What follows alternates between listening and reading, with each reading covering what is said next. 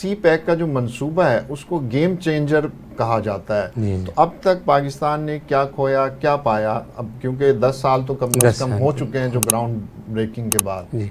जी, आपने जिस तरह वीडियो में भी देखा है, जी। अब देखें ना, वीडियो में ये बात नोट करने वाली है कि शिकायत तो खैर शहबाज शरीफ साहब से कह रहे हैं, लेकिन वो कह रहे 3 साल से। तो 3 साल पहले तो शहबाज शरीफ की हुकूमत नहीं थी ना, वो तो पीटीआई की दोस्तों की हुकूमत थी। और जो पीटीआई की जब हुकूमत भी आई तो उन्होंने ऐसे बयान दागे थे सी पैक के, मुझे अभी भी याद है, खासकर इनके जो वफाकी वजीर थे अब्दुल रज़ाक दाऊद साहब जो इंडस्ट्रियल थे, उन्होंने तो सी पैक पे बड़ी तनकीद की थी।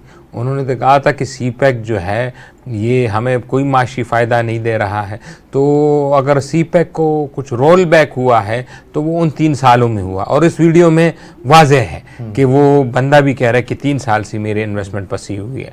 तो इस वजह से हमें वो फ़वाइद, और देखें ना, मैं अक्सर दोस्तों को भी कहता हूँ उस पर कि निज़ाम की कोई ख़राबी नहीं है। लोग कहते हैं जी सदारती निज़ाम ले हैं, लोग कहते हैं जी जमहूरी निज़ाम ले हैं, लोग कहते हैं कि डिक्टेटर ले हैं, उससे कोई फ़र्क। मैं आपको 2-3 मिसालें देता हूँ, आपको नाज़रीन को समझ आ जाएगी कि निज़ाम की क्या ख़राबी है। चाइना तो डेमोक्रेसी नहीं है ना, डिक्टेटरशिप है ना, डिलीवर कर रहे हैं। दुबई क्या है, बादशाहत है, डिक्टेटरशिप नहीं, डिलीवर कर रहे हैं। सऊदी अरब देख लें, डिक्टेटरशिप है, डिलीवर कर।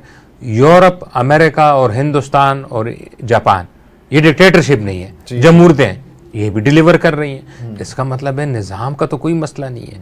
अगर जमहूरियत में मसला होता तो हमारे हमसाया मुल्क डिलीवरी ना कर पाता, इतनी बड़ी आबादी है, इतनी। अगर डिक्टेटरशिप में मसला होता जो दूसरा हमसाया हमारा चाइना, वो डिलीवर ना कर पाता।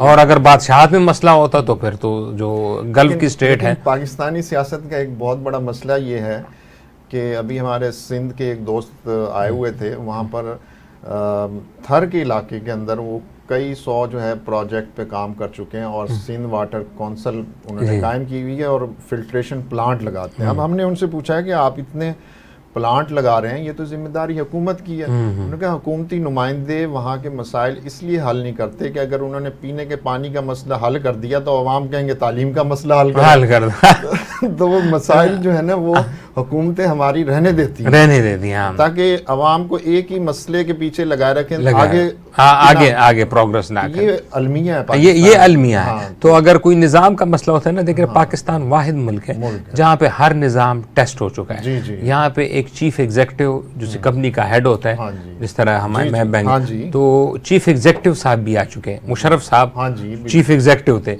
तो वो चीफ एग्जीक्यूटिव रह गया था, वो भी यहाँ पे आ चुका है। सदर तो आ ही चुका है, वजीर आजम, वो भी कालाबाग डैम नहीं बना सकते, वो भी कालाबाग, अगर हालांकि उस वक्त बनाते जो शुरू में आए थे तो बड़ा मजाल है कोई कालाबाग डैम ना, हमारे लोगों को सोच और समझ नहीं।